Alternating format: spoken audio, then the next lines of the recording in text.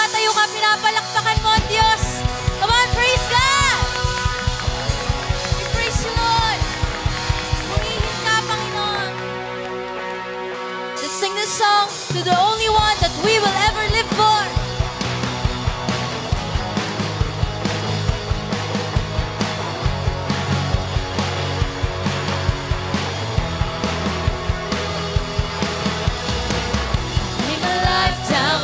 Your feet, 'cause you're the only one I need. I turn to you and you are always there. In troubled times, it's you I see. I put you first, that's all I need. I humble all I am, all to you.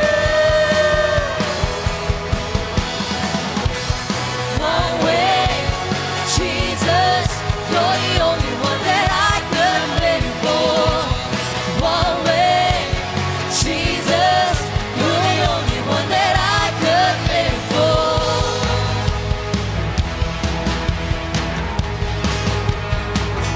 You were always there. You were always, always there. Every how and everywhere. Your grace abounds so deeply within me. Never ever change. Yesterday, today, the same. Forever till forever means no end. Let's go. One way, Jesus, you're the only one that I could live for. Sing it out. One way, Jesus, you're the only one that I could live for. One way, you're the only one that I could live for. One way, Jesus, you're the only one that I could live for. Let's declare this together with the top of our lungs. You are the way. You are the way, the truth, and the life. Live by faith. Come on. Not by sight for you. We're living all for you. You are the way. You are the way, the truth, and the life. Well, let's lift our voices. Side by side for you. We're living all for you. You are the way. You are the way, the truth, and the life. We live by faith and not by sight for you. We're living all for you. The last time we sing. You are the way, the truth, and the life. We live by faith and not by sight for you. We're living all for you. Let's sing. One way, Jesus, you're the only one that I could live for. One way, Jesus, you're the only one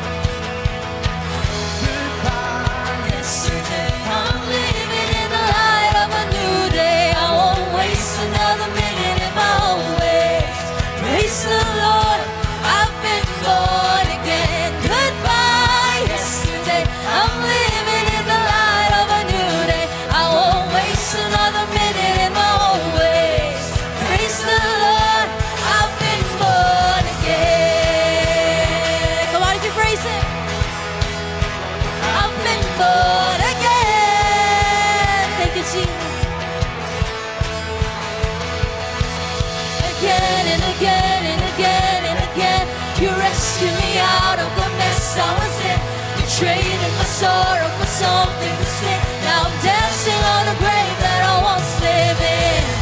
Goodbye yesterday, I'm living in the light of a new day. I won't waste another minute in my own ways. Praise the Lord, I've been born again. Goodbye yesterday, the Spirit of the Lord is upon me. I've got resurrection in my veins. Praise the Lord, I've been born again and again and again and again. You rescued me out of the mess I was in. You traded my sorrow for something to sing. Now I'm dancing on a grave that I once lived in. Again and again and again and again. You rescued me out of the mess I was in. You traded my sorrow for something to sing. Now I'm dancing on a grave that I once lived in. I have decided, let's sing it out, to follow Jesus. The world behind, cross before, and now won't turn back. I have decided to follow Jesus. The world behind, cross before, and now sing even louder. I have decided to follow Jesus.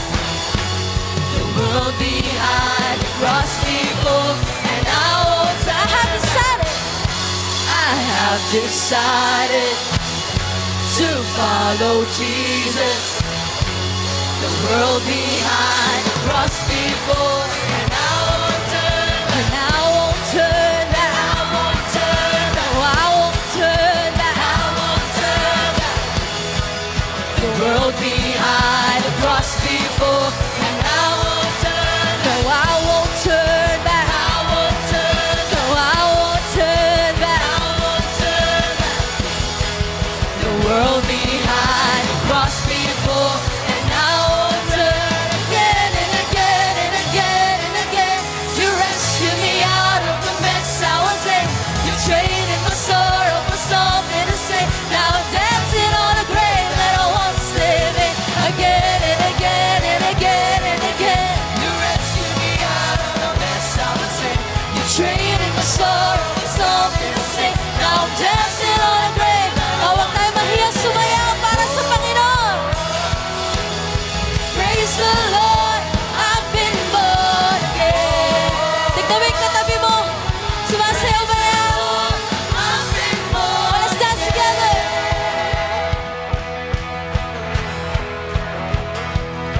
Now I'm dancing on a grave that I once lived in. Oh, move your body. Move around. Now I'm dancing on a grave that I once lived in. Wanna see those dance moves? Now I'm dancing on a grave that I once lived in. Now I'm dancing.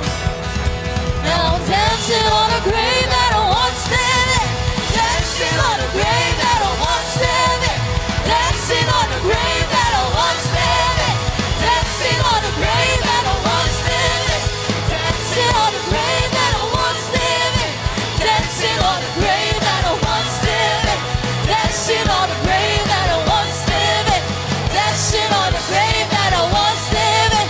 Praise the Lord, I've been born again. Come on, give a shout for Jesus. Praise you, Lord. Hallelujah, sing hallelujah. Purihin ka, Diyos. Hallelujah. Malakas na palakpak sa Panginoon. Malakas na palakpak lahat ng iniwan ang past niya. Wala tong 10 a.m. I sense in the spirit, sabi nila yung 10 a.m. daw ay mga taong mahal ang Diyos. Ang 10 a.m. service ay ang mga taong iniwan ang past. Ang 10 a.m. ang service na punong-puno ng dugo ni Jesus. And today we will continue to worship God. Amen? Come on, let's raise our hands. Today, God, we stand in your grace. Ikaw po nagbibigay ng integrity sa aming mga buhay. Di namin kaya, Panginoon, kung wala ka. Only your blood cleanses us. Only your blood justifies us, O God. And so today, as we raise our hands, we will worship you more. Come on, Life Giver family, let's open our lips and sing hallelujah. We worship you, Lord. We worship you, Lord. Hallelujah. We worship you, God. This morning we will declare that there's nothing that can satisfy us but the presence of God. Nothing can cleanse us but the blood of Jesus. Hallelujah. Let's sing this song. Ooh, we worship you, Lord. Sing with us. The precious fountain from Calvary's mountains, flowing down to you and I. It washes us clean. Oh, what a mystery that the red blood makes me white. Oh, isn't it wild? Doesn't it make you wonder how something so profound could be so simple? Everybody sing.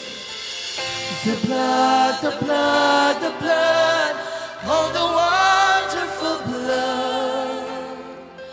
Your love, your love, your love, oh, your marvelous love. Let the redeemed sing a song. Praises belong to the Son.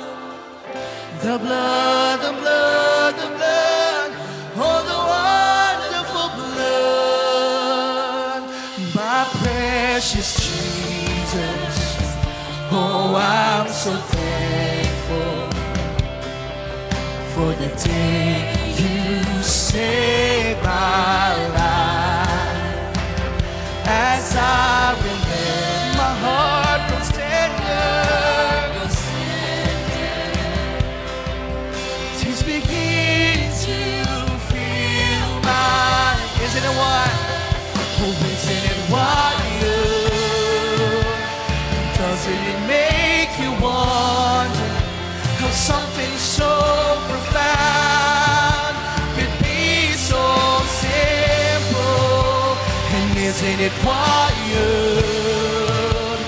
Doesn't it make you wonder how something so divine could be so simple? Everybody declare. The blood, the blood, the blood, oh, the wonderful blood. Your love, your love, your love, oh, the marvelous love. Let the redeemed sing a song. Praises belong to the Son. The blood, the blood, the blood, oh, the one more time, let's declare the blood. The blood, the blood, the blood, oh, the wonderful blood. Your love, your love, your love, your love, oh, the marvelous. Let your redeemed sing a song. Sing his praises, praises belong to the Son. The blood, the blood, the blood, the blood, oh, the wonderful blood.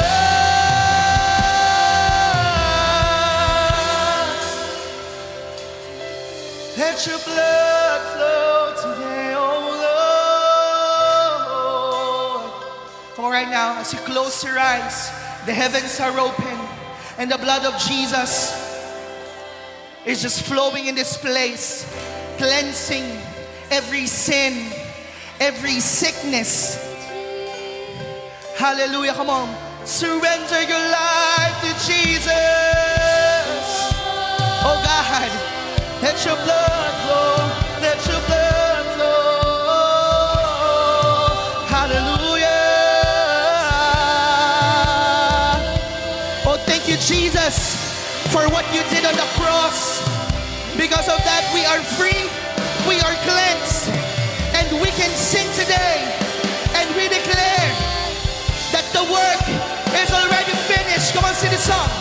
The work you did is finished. All of our sins forgiven, and now we get to live in the wonder of the working blood. The cross was your decision, but death was not the ending. You rose and now we're risen. The wonder of the work you did.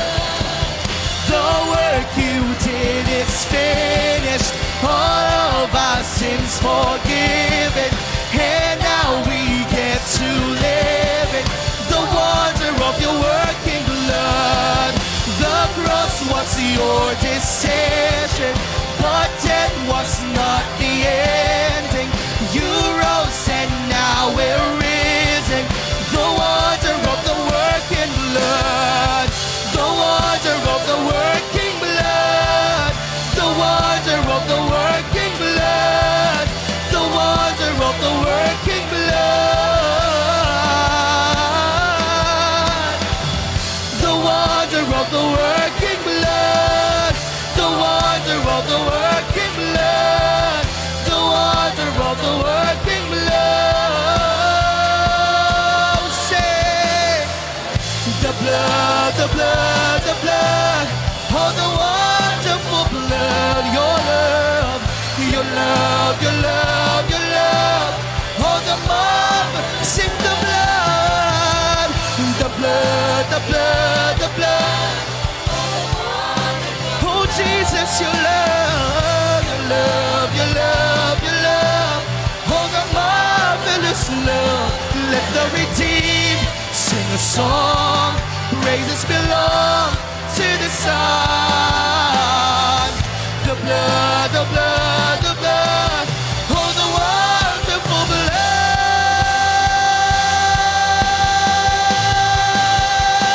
Sing our God. Our God is greater.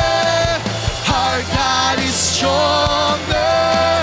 God, you are higher than any other. Our God is healer, awesome in power. Our God, sing our God is greater. Our God is greater. Our God is stronger. God, you are higher than any other. Our God is healer, awesome in power. Our God, make this your declaration. And if our God, is for us, then who could ever stop us?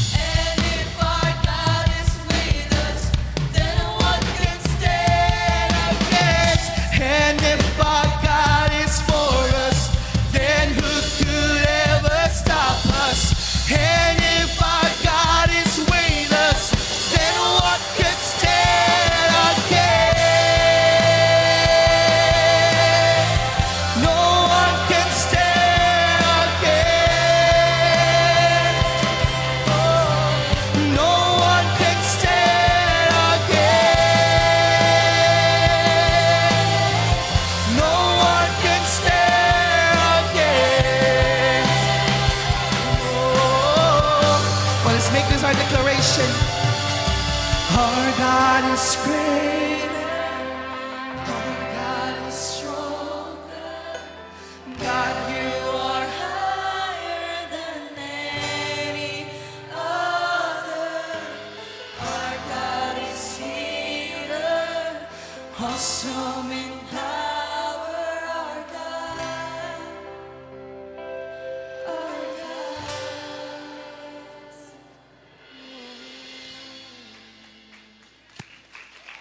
Good morning, Life Giver Church. I am Javina from the prophetic team, and we are here to release a prophetic word and images to bring encouragement to all of us. As 1 Corinthians 14:3 says, "But one who prophesies strengthens others, encourages them, and comforts them." So when we release these words, and sa tingin nyo po kung nangungusap si Lord sa inyo, you can also receive it by faith kahit hindi po kayo natawag sa harap. And this prophetic image po na i-release ko is specifically po for Tita Marge. Ayan po.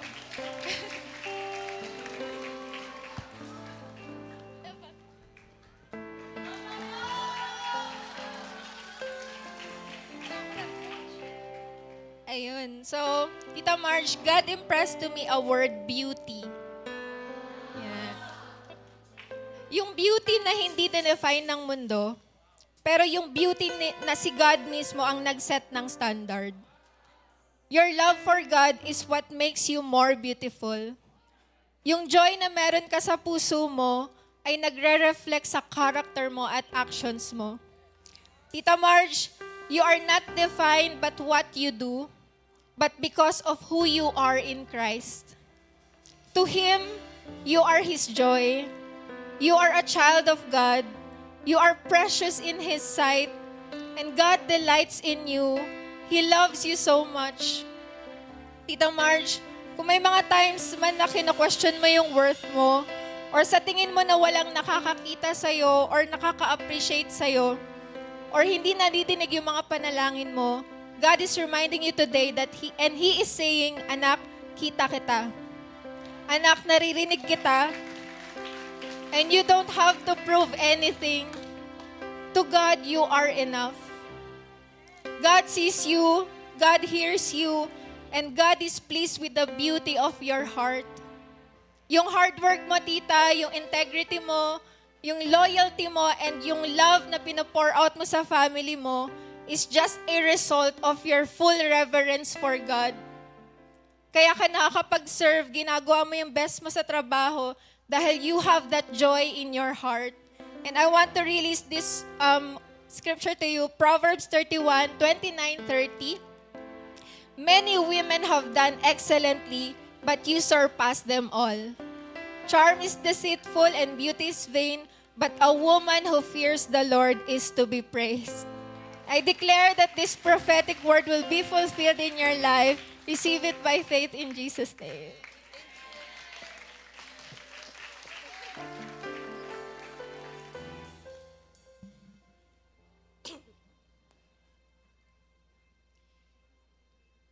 Good morning po.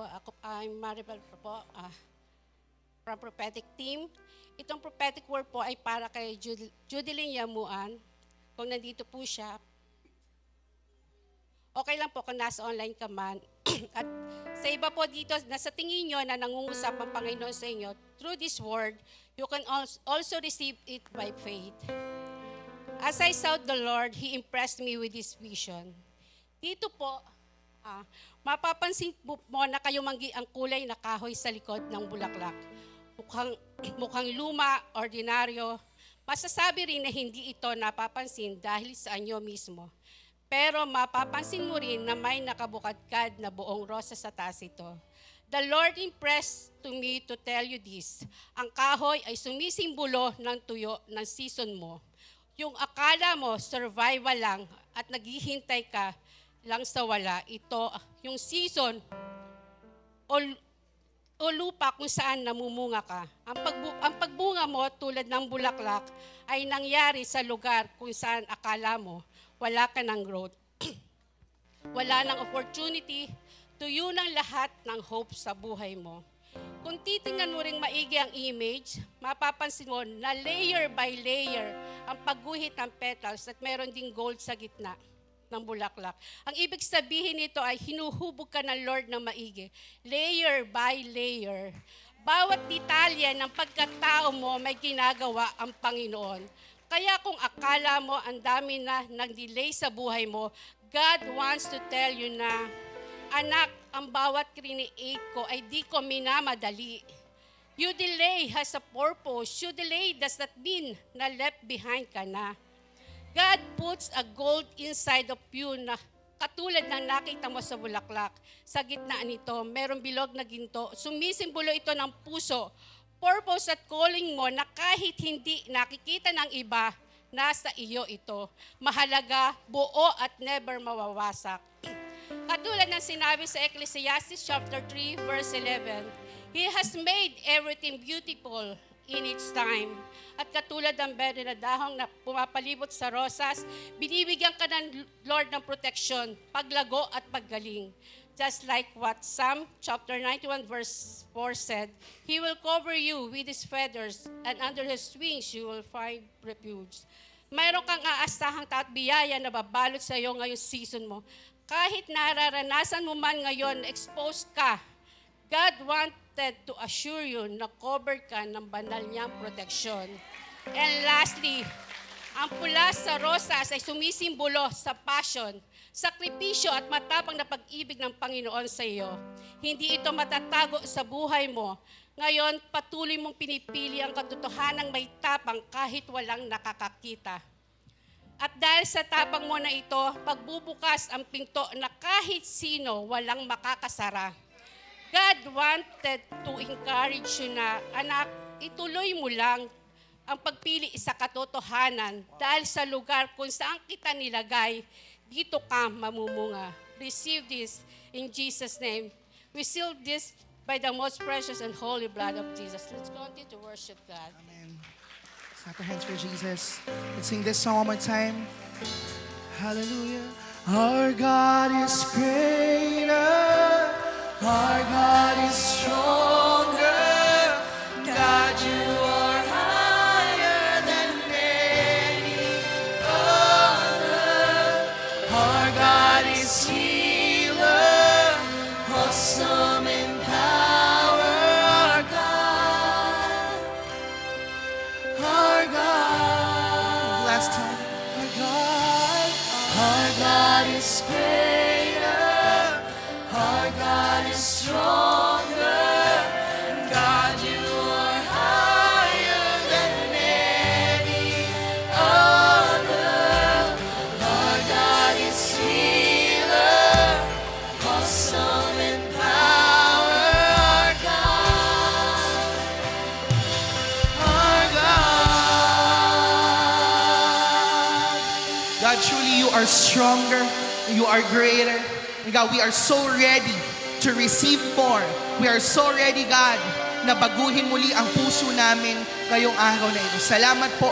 This is our worship. In Jesus' mighty name. Everybody say, Amen and Amen.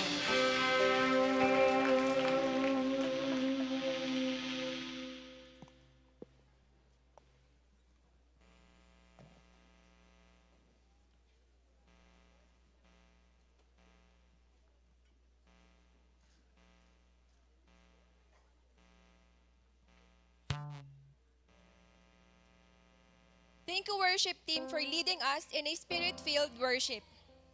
Hi, everyone. I am Monica Camintoy, and I am here to share my life-giving story. Lumaki po ako sa probinsya kung saan inalagaan po ako ng lolo at lola ko. Hanggang sa dumating yung panahon na kinuha na po ako ng parents ko para dito na po ako magtuloy ng pag-aaral. Dito ko po mas nakita ang realidad ng buhay. Punong-puno ng sigawan, masasakit na salita, sakit, pakiramdam ng pag-iisa, failed expectations at rejection. Bata pa lang ako, pero puro bigat yung dala na ng puso ko. Nung elementary ako, may nakita po ako na 2 classmate ko na nagtangkang tapusin ang buhay nila. At dun ko unang naisip, ganun pala kabilis mawala ang isang buhay. At dahil bata pa ako noon, akala ko, kapag may nawala, may nababago. Kaya pumasok din sa isip ko, paano kung mawala na lang din ako? Baka tumigil yung gulo at maging maayos ang lahat. Paulit-ulit kong sinasabi sa Diyos, Lord, pwede niyo na po akong kunin kapalit ng mga panalangin ko. Unti-unti, naging mababaw ang tingin ko sa buhay. Pero hindi ko alam, habang gusto kong ibigay ang buhay ko para mabago ang lahat, may isang Diyos na gustong ipakita na ang buhay ko mismo ay may halaga. Hindi ako aksidente, hindi ako nakalimutan, at hindi patapos ang Diyos sa akin. Then came my turning point. May isang kaibigan na nag-invite sa akin dito sa life group sa Life Giver. Akala ko invitation lang. Yung isang invitation ay simula pala ng restoration. Habang nakikinig ako sa mga testimony, nakita ko ang mga binagong buhay. Unti-unti kong na-realize, hindi pala ako nag-iisa. Hindi pala ako hopeless. At hindi pala ako huli sa plano ng Diyos. Sa life retreat, natutunan ko ang isang bagay na nagpabago ng lahat. Hindi ko pala kailangang putulin ang buhay ko para magkaroon ng pag-asa. Kasi una pa lang, ibinigay na ni Jesus ang kanyang buhay para sa akin. Dahil dito, tinanggap ko si Jesus. Sinuko ko ang buhay ko sa Kanya. Sinuko ko ang buhay ko sa Kanya at tinalikuran ng kasalanan.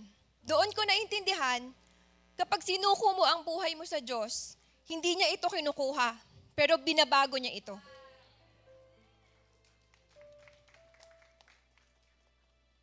Kasabay po ng pagbabago ng puso ko, natutunan ko rin po ang pagbibigay ng tithes, offerings at pledges ng masaya. At doon ko rin po na-realize that giving is not losing, but giving is trusting. Hindi dahil marami po ako, kundi dahil nakita ko po na tapat ang Diyos. Ngayon, nakatapos na rin po yung mga kapatid ko, saka meron na rin po silang mga magagandang trabaho. Ako rin po ay nakatapos sa SOD at na-nominate bilang isa sa mga best book review. Thank you po. Noong September 2024, dumaan din po ako sa hospitalization dahil sa mandibular mass. May limitation ng HMO, pero natutunan ko, kapag ang limit ng tao, merong limit ang tao, pero walang limit ang provision ng Diyos. Nag-provide si Lord ng hospital at ng doctor, at ngayon po, I am fully healed. Hindi na rin po kinailangan ng metal plates para sa Joko. Sinamahan po ako ng aking Life Giver family, ng pastor ko, at life group sa journey na ito. Ngayon, bahagi po ako ng media ministry at nagvo-volunteer sa Life Giver events. Patuloy na naglilingkod.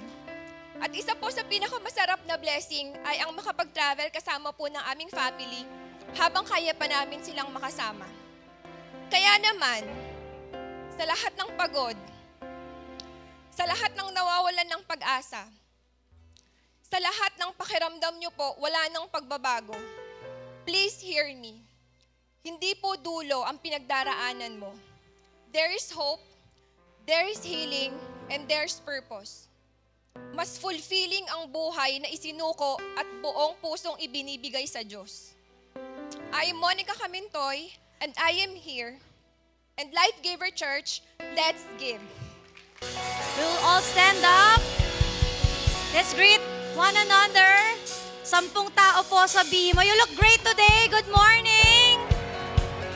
Mukhang manlilibre ka ng lunch. Amen. Mukhang may na-close deal ka this week. Oh.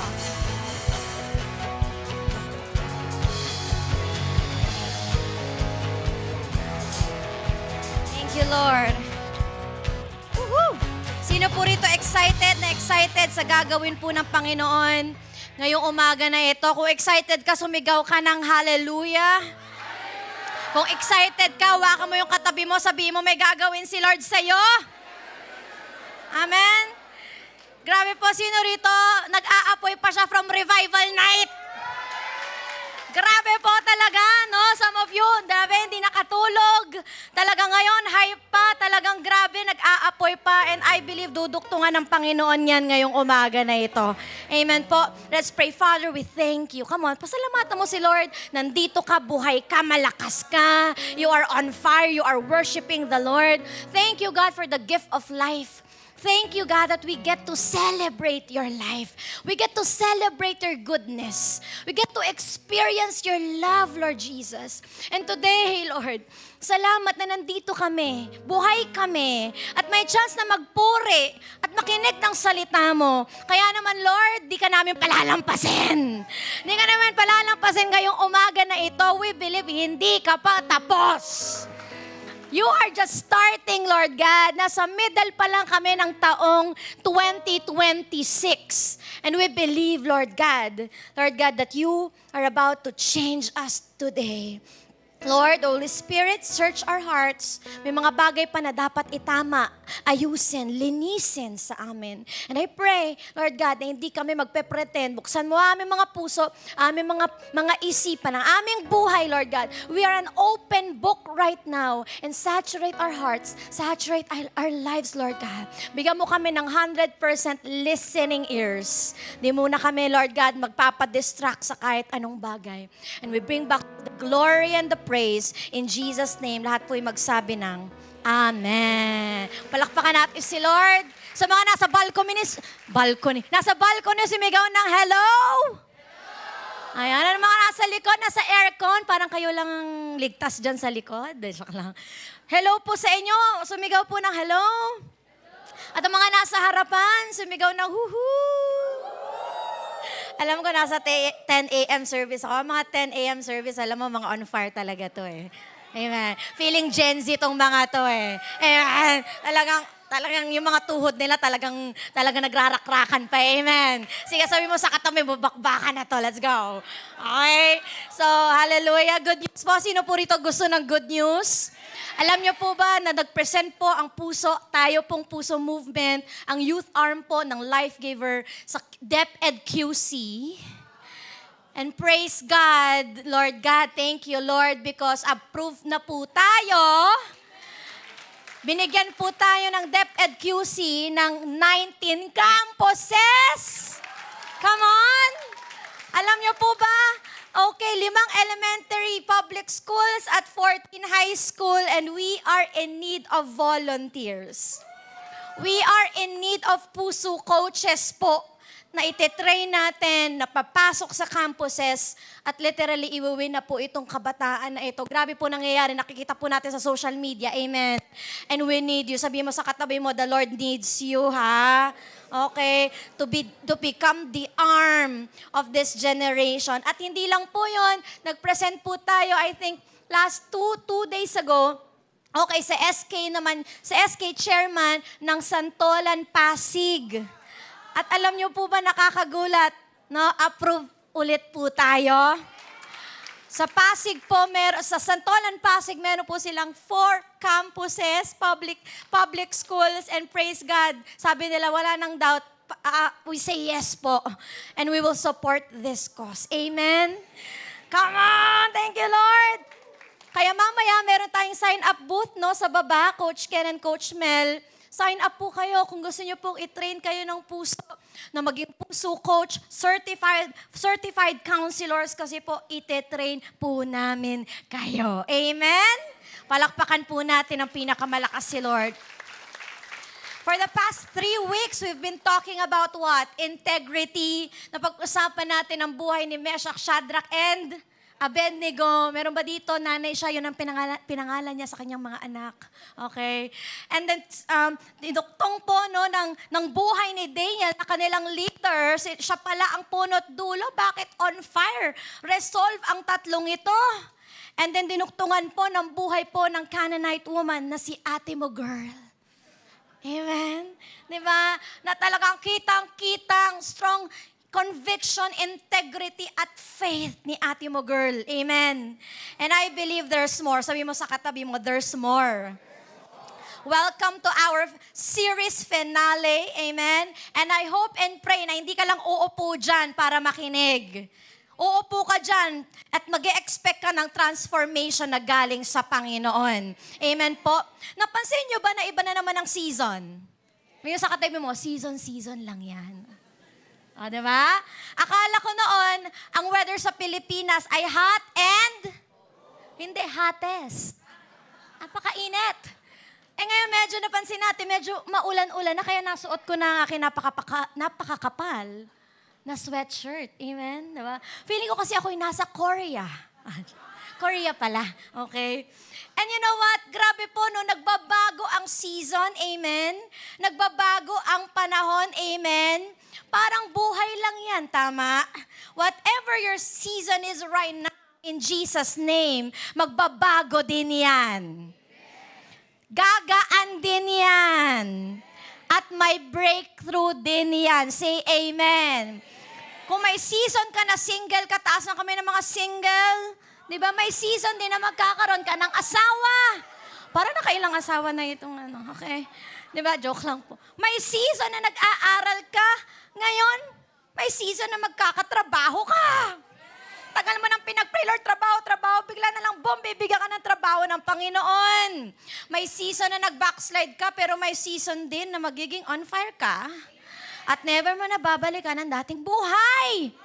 May season na bankrupt ka, pero may season din na magiging bankful ka. Sige, i-receive mo yan, Lord. Maging bankful ako sa pangalan ni. Ang bulsa ko mapupuno ng balat ng candy. Hindi! Ng what? Ng kaperahan in Jesus' name. Ang bangko ko, Lord, matadagdagan ng 0, literal 0? Hindi. Matadagdagan ng 0 hanggang 6 digits, 7 digits. Oh, Lord, thank you, Jesus. So, sa mga season, parang mukhang pera tayo nito. Okay. So, sa mga season po ng buhay natin, pag dumating na tayo sa final destination natin, sa final departure natin, o pag nag-end na ang buhay natin, when we look back, masasabi kaya natin na wala tayong regrets? Kamusta kaya ang integrity natin sa end ng life natin? Kasi for the past few weeks po, no, we've been talking about what? Integrity. So, hindi ko tatanungin kung paano ka magsa-start. O paano ka magsisimula ng may integrity? Ang tanong ko sa iyo ngayon, paano ka magtatapos ng may integridad? Masasabi ba natin na pag natapos na ang season mo, wala kang pagsisisihan? Touch move na ba? Kasi alam mong malinis kang papasok sa new season ng life mo. Say amen. And today po, we will meet a man na naman, na pumasok din sa napakadaming seasons ng life niya. From being dedicated to God, simula nung bata siya, he became a prophet, he became a judge, and he became a leader of a nation. And sa story po na pag-uusapan natin, makikita natin na may isang season po sa buhay niya ng ating bida na nagtapos. Okay? May season sa life niya na nagsara, tapos na, at may bagong season siyang lalakaran. And before siya pumasok sa next season ng life niya, may ginawa siya na hindi kayang gawin ng karamihan sa mga tao. Are you ready? Are you excited? Sige, kalabatin mo ulit yung katabi mo, sabihin mo, excited na ako. Alam niyo po, hindi siya nagbigay ng list ng achievements niya. Hindi rin siya hindi rin niya pinagmalaki ang mga nagawa niya. Pero ang ginawa nitong mama na ito, hinarap niya ang sarili niya sa mga tao at challenge niyang, suriin niyo ako. Today, we will talk about the life and integrity of Samuel. Sabi mo nga, Samuel. If you have your Bibles with you, kindly open it to 1 Samuel chapter 12. Ito po ang key verse natin. Sabi niya, "Here I am, testify against me before the Lord and before His anointed. Whose ox have I taken? Or whose donkey have I taken? Whom have I cheated? Whom have I oppressed? Or from whose hand have I received any bribe to blind my eyes? This story po of 1 Samuel chapter 12 is about leadership, transition, and accountability. Imagine this po ha, for the longest time, ang Israel po ay walang human king. Wala silang visible king na hari na nakikita nila, nararamdaman nila, naririnig nila. Dahil under po sila sa leadership ni Yahweh. So ito na ngayon ang Israel, naiinggit sa tabing nations nila. Are you here? Bakit sila may hari? Bakit sila may aircon? Joke lang. Bakit sila may physical king? Ano ba, meron bang physical at on-site o online king? Are you here? Bakit sila merong hari? Physical king, bakit kami wala? Kaya ito na ang Israel, nag-demand na bigyan sila ng hari. Kaya dito na po pumasok si King Saul. Nag-step up siya as a king and si Samuel nag-step down bilang leader. Nakita niyo po yung transition? Okay? Bumaba si Samuel bilang leader. Okay? Tapos na-promote si Saul o si King Saul bilang hari ng Israel. So makikita po natin dito yung accountability and leadership transition. Tama? But today, we are going to look at this story through the lens of integrity. Are you ready? So I prepared po 3 points. Let's begin. First po, nakita natin that integrity lives a life that can be examined. Again, integrity lives a life that can be examined. Sabi niya in 1 Samuel chapter 3a, sabi niya, "Here I am, testify against me." Again, nung sinabi po to ni Samuel, ito po ang farewell address ni Samuel sa Israel. Kasi Samuel again is retiring as the governmental leader of the people. Kaya sinabi ni Samuel, "Here I am." Can we just say, "Here I am"? In other translation, nag-start ito sa "Behold, here I am." The word behold po, hindi lang siya basta look lang. In its original Hebrew sense, meaning to pay attention and to look carefully. So sinasabi ni Samuel, Israel, tignan niyo ako. Nandito ako sa harapan ninyo ngayon and I want you to examine me. Siguro sabi ng mga estudyante, ano ba naman yan? Exam na naman. O, diba? So parang sinabi ni Samuel, Israel, walang plastikan ha, i-real talk nyo ako. Kaya nyo ba sabihin yan? Walang plastikan sis, real talk mo ako. Are you here? At hindi po ito confidence ng perfect na tao. Are you here? Ito po ang confidence ng taong wala nang tinatago. Grabe naman ang confidence ito ni Samuel. Bakit? Anong meron sa kanya? Anong hugot niya? Bakit ganun na lang niya i-challenge ang Israel? Alam niyo po ba na nakakagulat dahil nagmistulang courtroom po ang Israel nung humarap po si Samuel? So para itong press conference, sabi niya, Israel, suriin niyo ako. Check my leadership, check my motives, check my hands. Now, let's examine po his life. Anong meron sa mamang ito? Bakit gano'n na lang ka-confident? Okay, gano'n na lang siya ka-confident na sabihin ito. Letter A po, because he grew up in the presence of God. Come on. No, bata pa lang siya. Alam niyo po ba? Okay, na-expose na po siya sa tabernacle. Okay? Kung yung ibang mga bata po lumaki sa laro, tama? Lumaki sa gadgets, o lumaki sa sa kalokohan. Iba po si Samuel, are you here? Laking simbahan.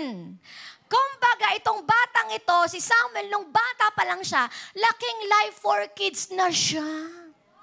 Kaya naman ako, napakaganda po na pinapadala natin ang ating mga anak sa Life for Kids. Kasi malay mo, next Samuel na yan. Letter B, ano pa? He knows how to listen. Grabe po. In 1 Samuel chapter 3 verse 10, sabi niya doon, no, nung kinakausap siya ng Panginoon, agad-agad sabi niya, speak, for your servant is listening. Kasi totoo lang, you cannot be an effective leader if you don't know how to listen. Before Samuel po became a great leader, he first became a great listener. Say amen. Ikausap pa po ba ako? Diba? Hindi siya nagsimula sa influence. Nagsimula siya sa listening. At mapapansin mo, bago natutong pakinggan ni Samuel ang boses ng Diyos, natuto muna siyang tumanggap at makinig sa guidance ni Eli. Si Eli po, ang kanyang mentor, he listened, he submitted, he allowed himself to be formed. Now, tandaan po natin, hindi trabaho ng spiritual leaders natin na kontrolin ang buhay natin. Amen. Our job is to simply guide you and not control you. At alam nyo ba, okay, ilang taon itong si Samuel nung iniwan siya kay Eli? Tanong nyo po ilan? 3 years old. Parang si Hezi, yung bunso ko pong anak. Ala, napakaliit, baby pa. And according po to some scholars, after 3 years old po, medyo tapos na mag-breastfeed yan. So pwede na kahit papano ihiwalay sa nanay. So biruin mo ha, ganon kabata si Samuel nung pinadala siya sa tabernacle kay Eli. At hindi lang po yon ang napansin ko. Pati po yung nanay niya marunong ding makinig at sumunod sa instruction ng Panginoon. Kasi po, alam naman natin, hindi magkaanak-anak noon si Hannah. So she made a vow to Yahweh na pag nagkaanak siya, anong gagawin niya? I-offer niya ang anak niya kay Lord. And true enough, after 3 years, Lord, dinaalay ko yung buhay ng anak ko sa'yo. Aba, pinatrain na niya. Ano po result? Hindi dahil perfect si Samuel, kaya siya tinawag ng Diyos. Pero dahil available siya, attentive siya, at teachable siya. And Samuel po did not protect his image, but he opened his life. Alam mo yung open book ka na? Ang hirap nun. Ang hirap po maging open book, tama? But this is integrity. Integrity is not image management.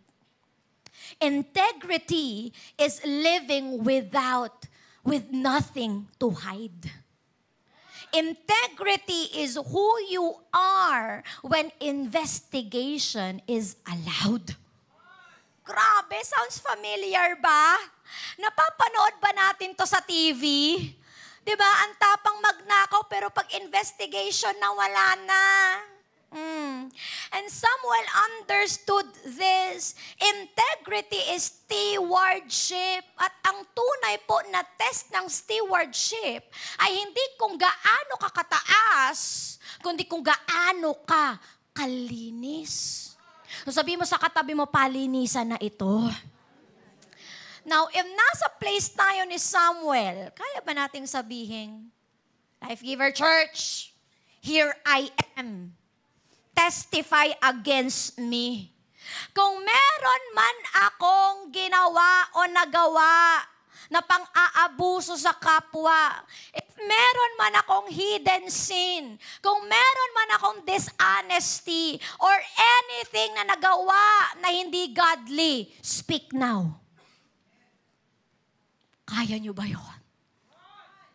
Harap, punta ka dito sa harapan. Are you here? Ang hirap nun. Tama po ba? Diba? At if papatayuin kayo ngayon sa harapan ng stage o sa mga tao, tapos sasabihin ko, Church, meron ba kayong alam na lihim nitong tao na to? Kayo dyan sa live na live. Ilabas I challenge you. Bibigyan ko ng 1K. Oh. Di ba? Kada tao, di ba, na masasabi mo kung ano nagawa nito? Kaya ba natin yung challenge? Di ba nakakatakot at nakakakaba? Sino bang maglalakas loob? Wala. Now listen. Imagine their scenario in this time. And this is not about being perfect, ha? But this is about integrity. Hindi sinabi ni Samuel dito, he never sinned. Hindi naman siya perfect eh. Pero pinapakita lang niya and sinasabi niya that he served God with integrity. So kaya ba natin yung ginawa ni Samuel?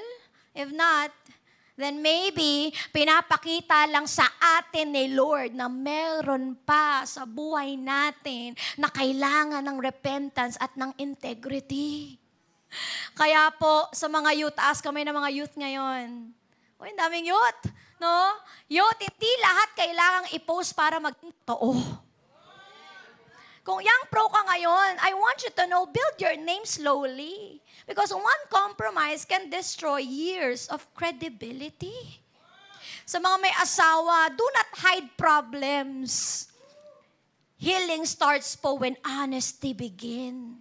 Magpatulong, magpa-counsel, mag-pray together, mag-serve together. At sa mga business people natin, profit should never cost your conscience. Your public platform should never be bigger than your private character. Kasi po, many want influence, but few want examination. Gusto lang natin, gusto ko makita sa stage, gusto ko yan. Pero pag ine-examine na tayo, ayaw na natin magpatama. And this is our goal. The goal is not to appear clean before people, but to have a clean conscience before God. Palakpakan po natin ang Panginoon. Recap po natin, ano yung number 1? Integrity lives a life that can be examined. Pangalawa po, integrity fears God more than people.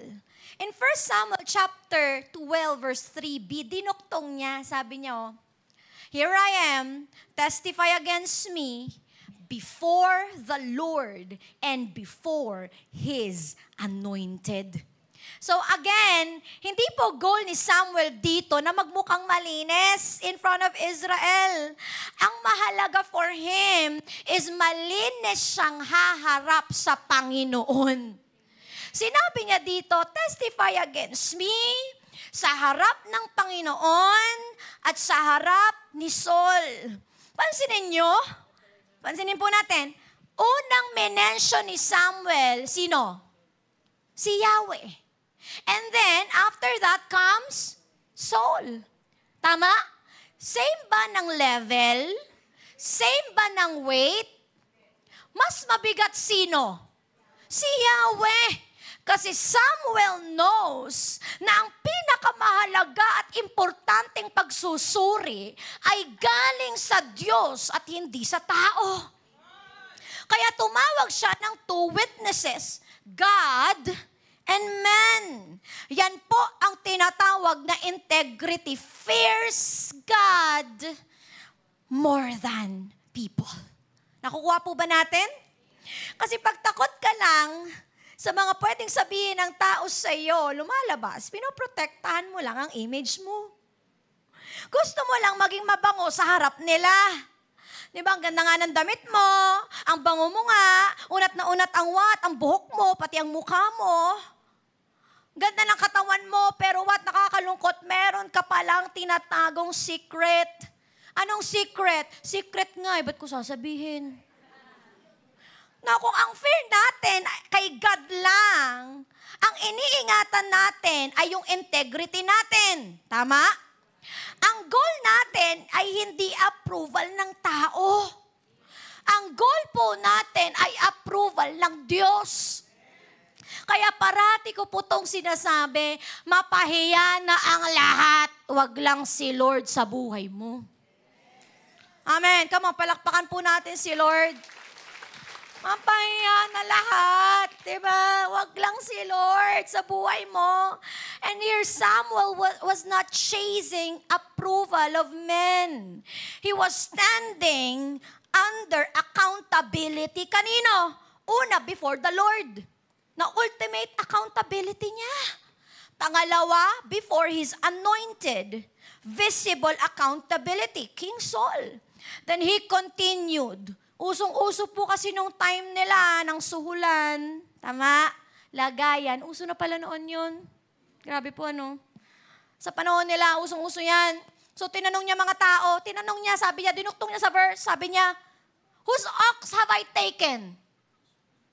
Whose donkey have I taken? Lumalabas. Integrity does not take what was entrusted to others. Hindi ka na kumukuha ng hindi sa'yo. Tanong pa niya, whom have I cheated? Oh, lumalabas, integrity refuses dishonest gain. Ayaw mo na nagsisinungaling ka. Ayaw mo na nandaraya ka. Ayaw mo na may nilalamangan ka. Di ka na nakakatulog pag nagsinungaling ka. Parang na-convict ako doon. Mali yung sinabi ko. Di totoo yung sinabi ko ah. Ayaw mo na ng dishonesty. Are you here? Tanong pa niya, whom have I oppressed? Lumalabas, integrity does not use influence to exploit people. Di na tayo dito, what? Tumatapak ng tao. Di na tayo, what? Dito, what? Kinakawawa natin ang mga tao sa paligid natin. Ito yung mga power tripping. Meron ka ba naranasan na ganyan? Aba, power trip ka. Amen. Ayaw na natin bang oppress. And lastly, tinanong ni Samuel, whose bribe did I receive? Oh, familiar. Lumalabas, integrity refuses anything that blind the eyes and compromises the truth. Meron ba akong tinanggap na suhol sa inyo? Meron ba akong tinanggap na what? Nalagay sa inyo? May nakuha ba akong mali-baletang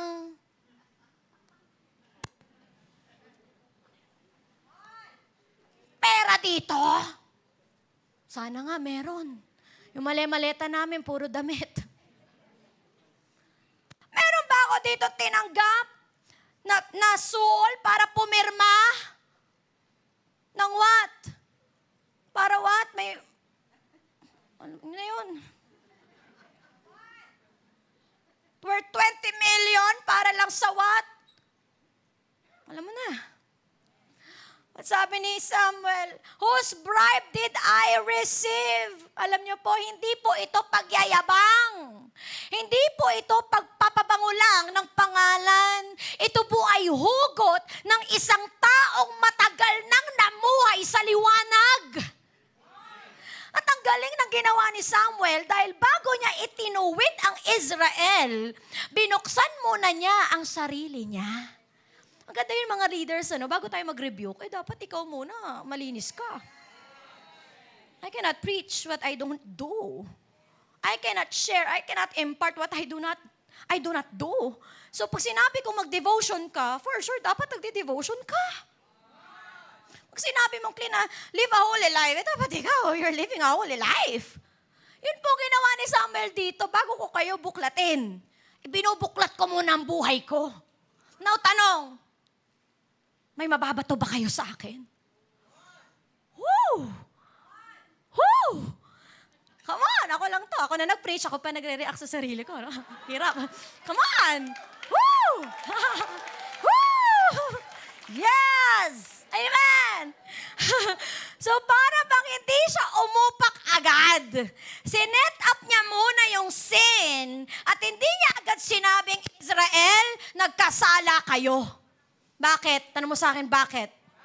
Imagine, kung yan agad ang bungad niya, tingin ko posible nag-create po ng chaos doon eh. Nag-create ng what? Ng tension at ng commotion sa Israel. Kasi pwedeng lumihis yung topic.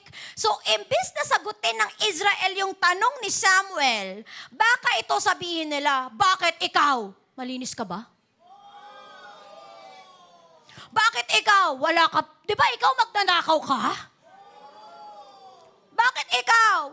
Di ba may inagrabiyado ka ring tao? Never ka bang tumanggap ng suhol? Nakita nga kita eh. May binulsa ka eh. Kita. Nahuli kita, maniwala ka sa akin. In short, pwede siyang batuin ng Israel. Bakit? Malinis ka ba? So, para na sila ngayong what? Sige, naka-ready na, nakaamba na. Ano sinasabi mo dyan? Naka-ready ako sa'yo. 1 minute lang, suntukan lang, diba? Kasi kilala kita eh. Are you here? Alam niyo po kung sa Pilipinas nangyari yan? Patay si Samuel eh. Kasi bakit? Baka natin, bash natin yan, bash na yan. Tama? Ano pa? Kilala kita, abangan natin sa gate yan. Batuhin natin ng bato yung bahay. Gigigil ako dyan. Di ba? Ano pa? Masyado kang matapang sakta na yan. Saktan kita eh. Di ba? And that is what we call ad hominem. Ad hominem po is a logical fallacy where instead of answering the argument, you attack the person. Nag-a-ad hominem ka na naman. Sabi mo nga, ad hominem. Pag instead na what? Diba?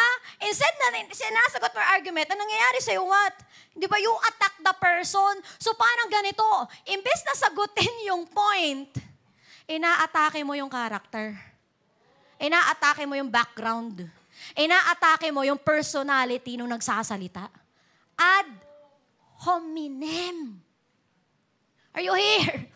Kaya bago siya umintro, galing ni Samuel, bago siya umintro, ginamitan muna niya ng preemptive rebuttal ang Israel. Ano po ang preemptive rebuttal? Ibig sabihin po nito, inaagapan mo ang posibleng criticism, inaagapan mo ang posibleng accusation, inaagapan mo yung posibleng objection o tanong bago pa ito sabihin ng ibang tao.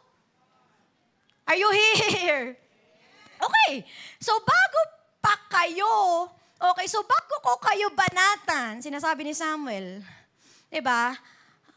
Bago nyo ako banatan, ako muna babanatan ko kayo.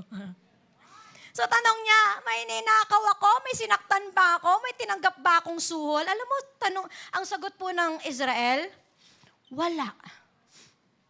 Sure? Going once? Going twice? Wala po talaga. Ako naman. May mga sa katabi mo, ako naman. Sabi ni Samuel, Israel, you have sinned. Ten, ten, ten, ten. Tumahimik ang lahat. Walang maibato kay Samuel. Galing no? Marunong gumamit ng sandwich approach yung mama. Himas, batok, himas. You have sinned by choosing a human king. So tanong, bakit ginawa ni Samuel yon? Not because magaling siya, pero dahil nabuhay siya ng may integridad, Yahweh. Kaya hindi siya takot umarap sa tao.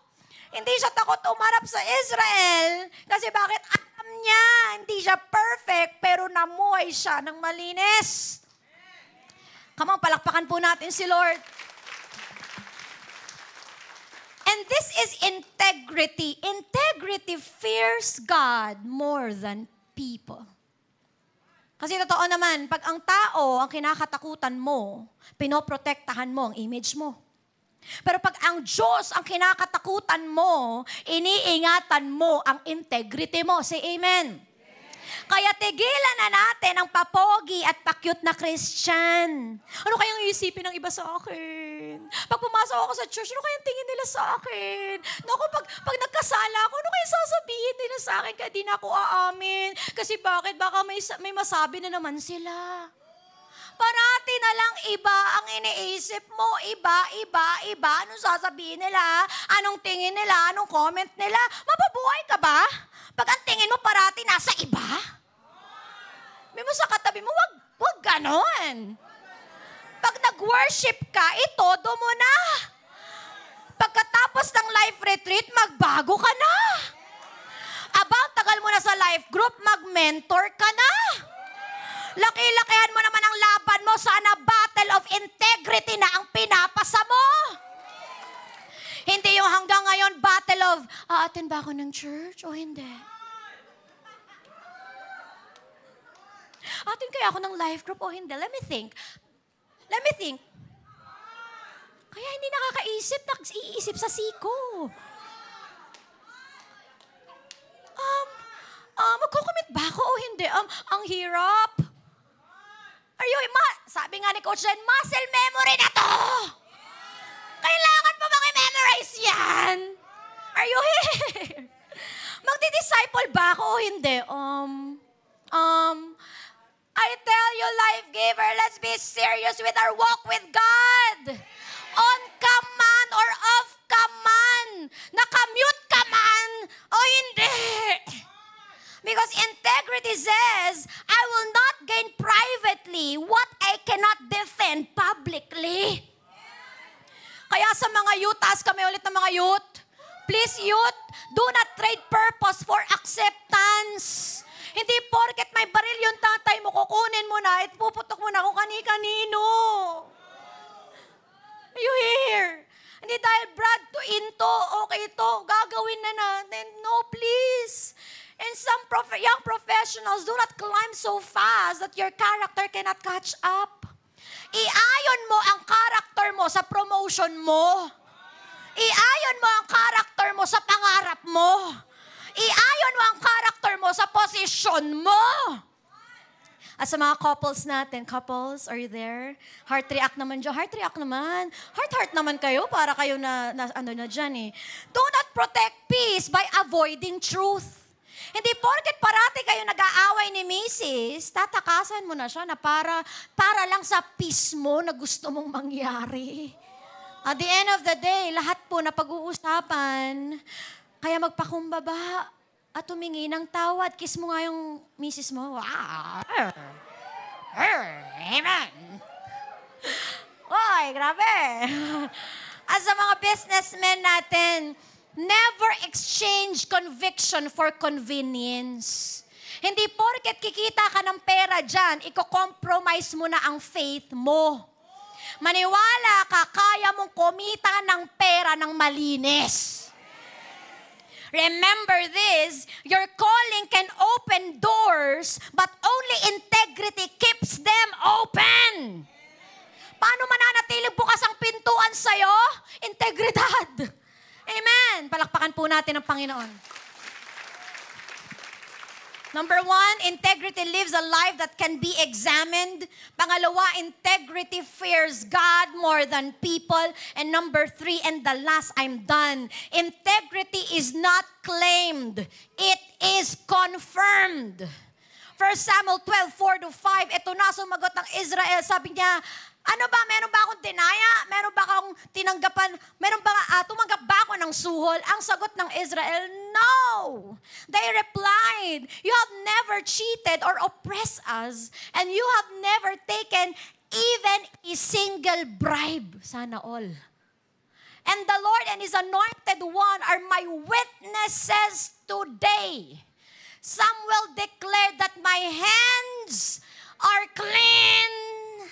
Yes, he is a witness. They replied. Sabi ni Samuel, my hands are clean. Sabi ng lahat. And everybody say, hindi po amen. Yes. Ulitin natin yung role playing, ha? Okay. Rewind. And Samuel declared that my hands are clean. And everybody say,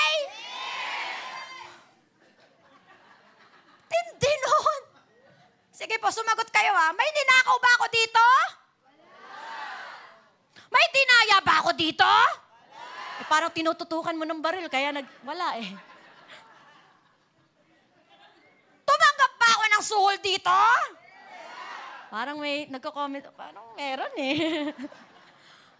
And everybody say, wala! Wala, sabi nila, wala po kayong dinaya.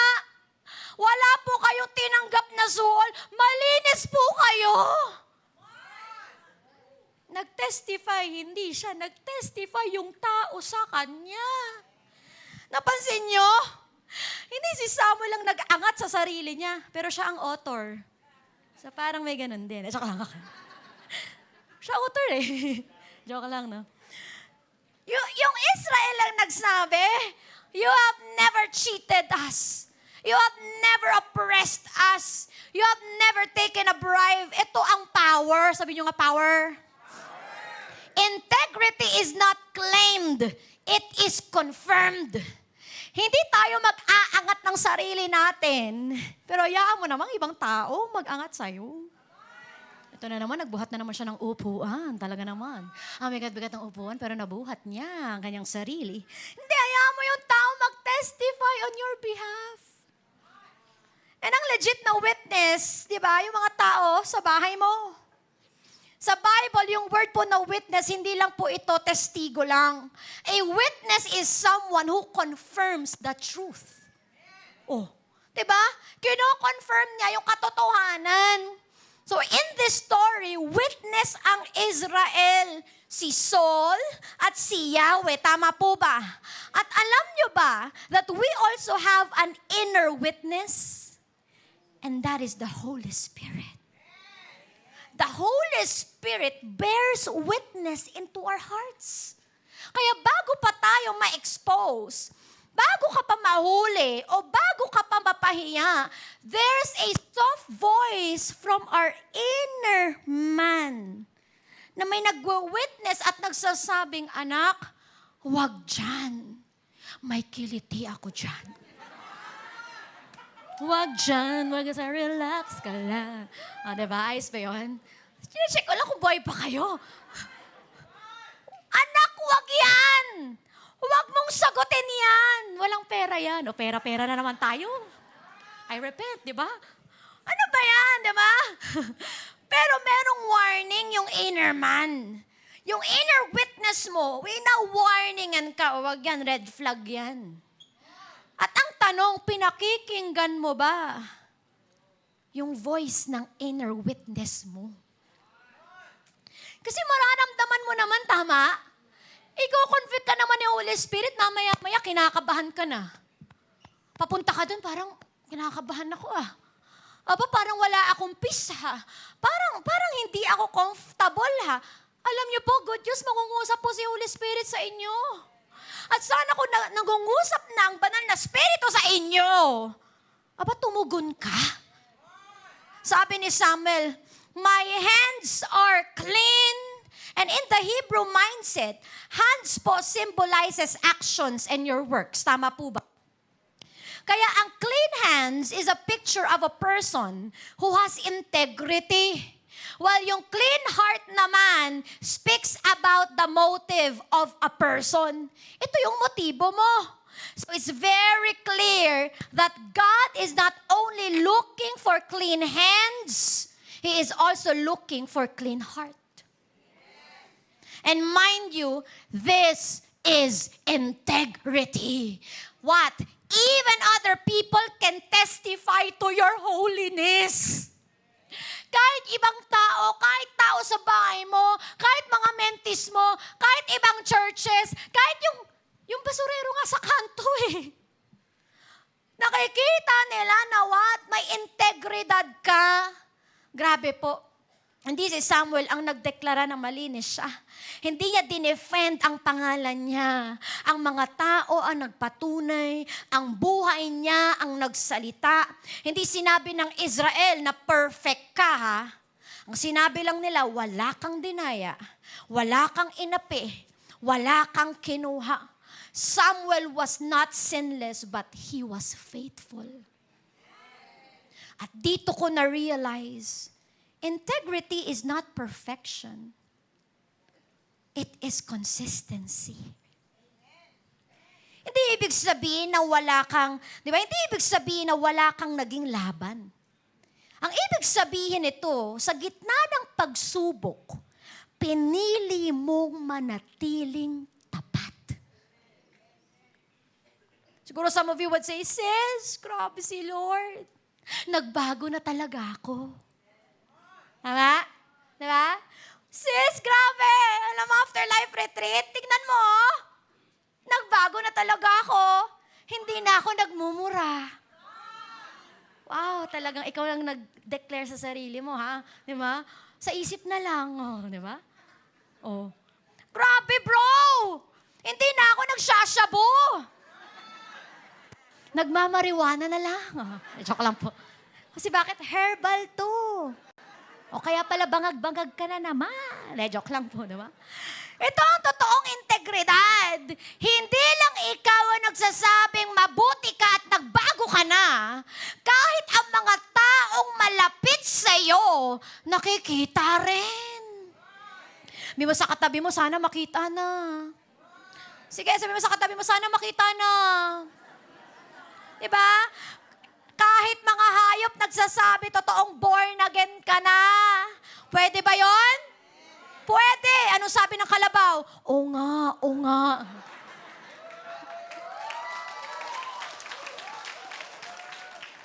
Pwede. Kahit ang sino man, ano man, mga tao sa paligid mo, nakikita, grabe, nagbabago ka na. Nakikita na maayos ang pamilya mo. Nakikita na maayos ka na sa pera at wala ka ng dinadayang tao. Nakikita na hindi ka na nagsisinungaling. Onti na lang.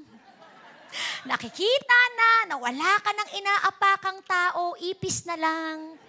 Nakikita na hindi ka na corrupt na leader. Samuel's integrity po became visible through time.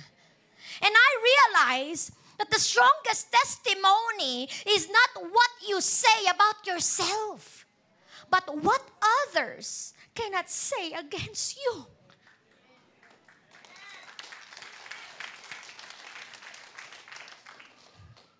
Hindi, kasi ganito siya eh. Hindi, ganyan yan. Really? Wala akong makitang butas eh. Are you here? Wala akong makitang butas kasi kung ano siya sa church, yun din si mama sa bahay eh. Hindi ko makita eh kasi kung ano si teacher sa school, yun din si teacher sa church. Wala akong makita kasi yung tatay ko, nung simula nang tinanggap niya ang Panginoon, grabe sinuka na niya yung kasalanan. At kitang-kita akong pagbabago niya sa bahay. Are you here? Wala nang masabi ang tao sa'yo dahil kitang-kita ang bunga mo. Kita sa pamilya mo. Kita sa mga anak mo na lumalakad kayo ng malinis sa harapan ng Panginoon. And integrity is when your private life matches your public life. So lumalabas, integrity leaves a testimony that others can confirm. Sana ma-confirm ng ibang tao yung pagbabago mo. Sana na ma-confirm ng pamilya mo yung integrity na ginagawa ni Lord sa buhay mo. Palakpakan po natin ang Panginoon. As I end, I'm done. Life Giver Church, let me ask you this question. Pag in-examine ba ni Lord ang buhay mo ngayon, ano sa tingin mo ang makikita niya na tinatago mo? Anong part ng buhay mo na tinatago mo? Na, alam mo, siguro, na ikakahiya mo pag nalaman ng iba. Pag in-expose ba ni Lord ang phone mo, finances mo, browser history mo, mga conversations, mga private decisions natin. Yung image ba na pinapakita natin sa church, same ba sa private life natin? Pag hinarap tayo ni Yahweh sa buong mundo o sa tao, kaya ba nating sabihin yung sinabi ni Samuel, "Here I am, testify against me." Ano alam niyo po, habang binabasa ko ito, may naalala ako na story na parang ganito rin. Listen up, tingin lahat sa akin. He was examined. He was questioned. He was put on trial. He was rejected. Pero wala namang nakitang mali sa kanya. Pero still, he was beaten. He was mocked. and crucified, and His name is Jesus Christ. He lived a perfect life of integrity. Pero ito ang matindi. Are you ready? He lived a sinless life. Pero siya pa ang namatay para sa ating mga kasalanan. Grabe! Namatay siya para sa'yo. Para magkaroon ka ng integridad sa buhay mo. So today, I challenge you. I will not challenge you na be like Samuel. But I challenge you to be like Christ.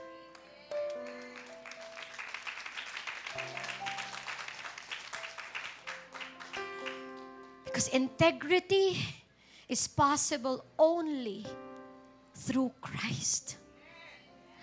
I know this is hard. And parang imposible na mangyari. That's why we need Jesus every single day. Every day we die to ourselves and choose to follow Him. How? By running to Him, surrendering to Him, and letting Him transform you from the inside and out. Baka iba ka sa church, tapos iba ka sa bahay. Baka maayos ang pakikitungo mo sa ibang tao, pero salbahe ka naman sa magulang mo. Salbahe ka naman sa asawa mo. Salbahe ka naman sa mga anak mo. Isang araw, maniwala ka, haharap tayong lahat sa Diyos. And on that day, hindi na importante kung gaano kaganda ang image mo. Ang tanong, nakita ba si Kristo sa buhay mo?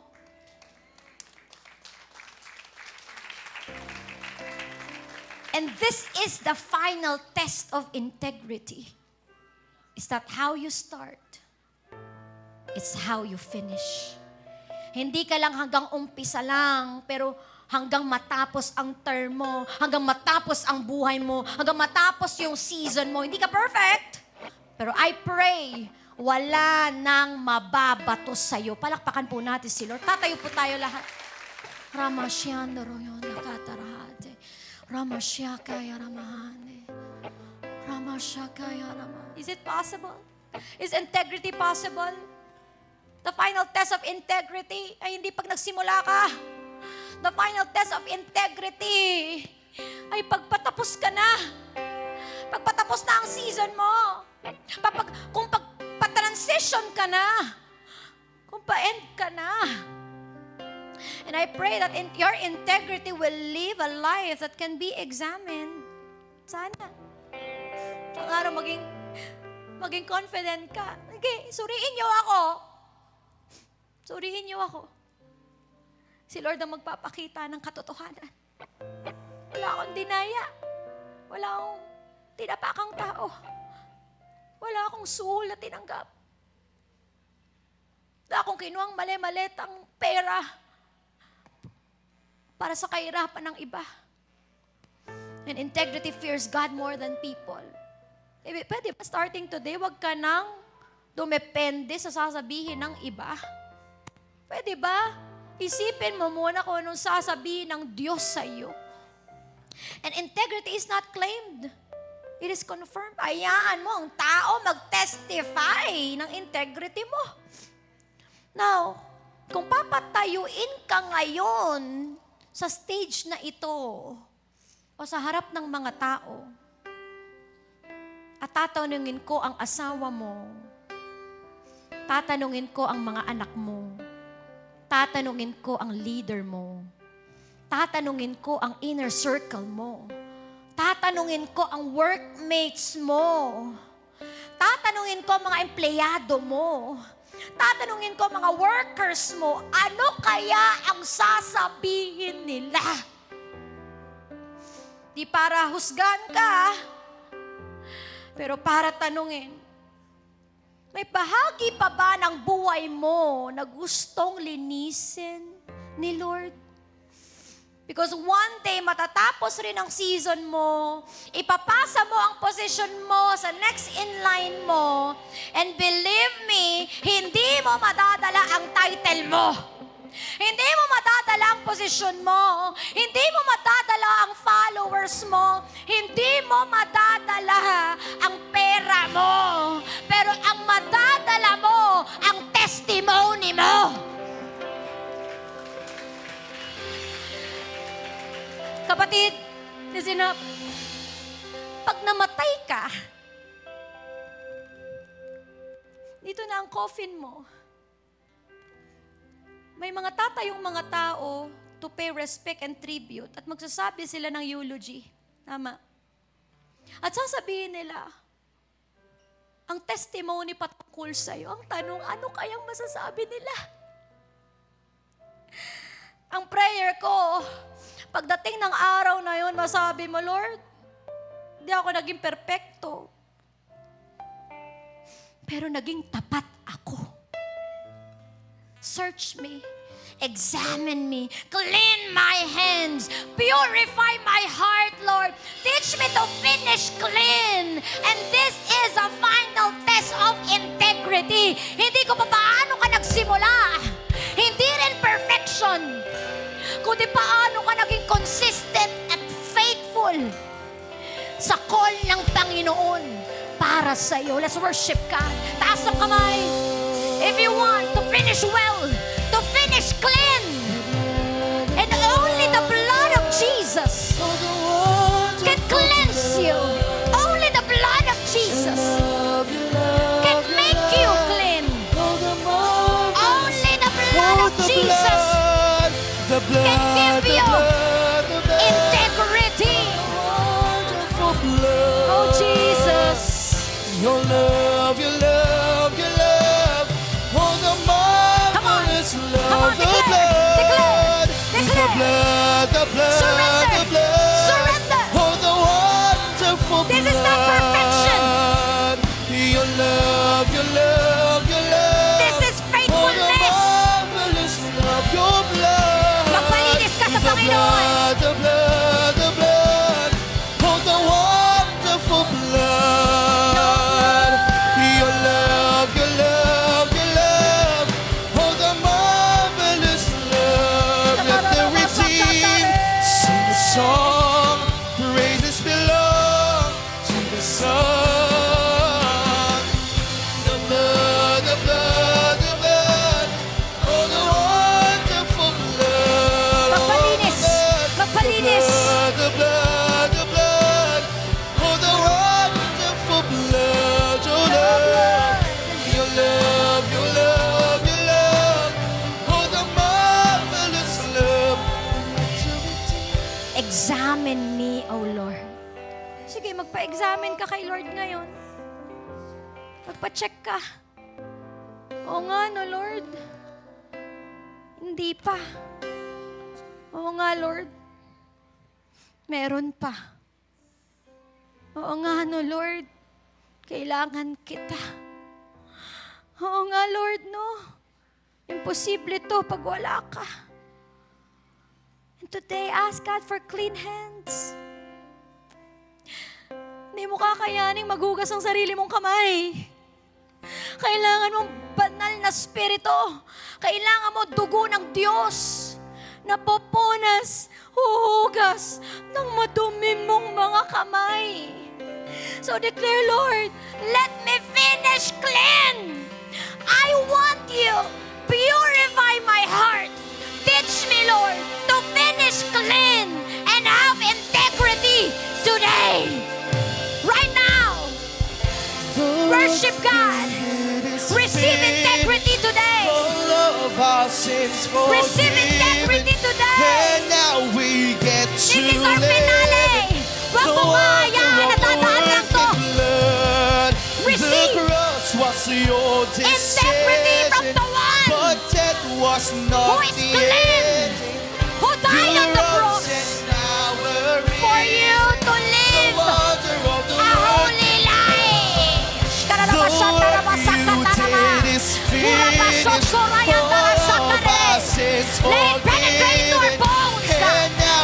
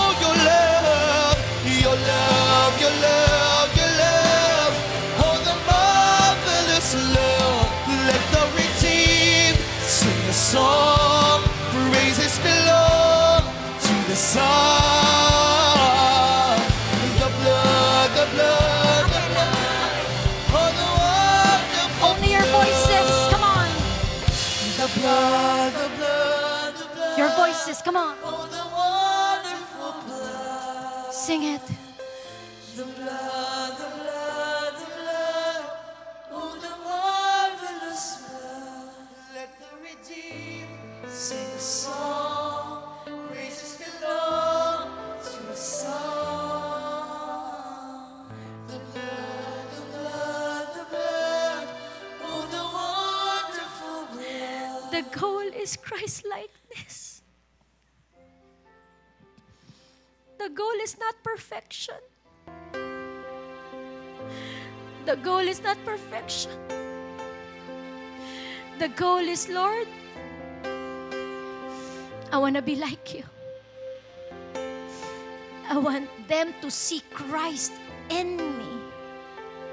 Lord, hayaan mong matestify kita sa bahay ko. Hayaan mong makita ka sa trabaho ko. Hayaan mong maiangat kita sa business ko. Again, kung iniisip mo sa 4 na weeks na to, na dapat maging perfect ka, please. It's not about that. Just go, Lord. Gusto ko maging katulad mo. And if you want that, just receive God in your heart right now. Tanggapin mo ang Panginoon ulit sa iyong buhay. Kasi siya lang ang kayang magbago sa'yo. Siya lang ang kayang maghugas sa kamay mo. Ang blood lang niya ang makaka-wash away ng kasalanan mo. For you to live a life with integrity. And so today, taas mo kamay mo, sabihin mo tong panalangin na ito, Lord Jesus, bumabalik po ako sa iyo. Cleanse me right now through your blood.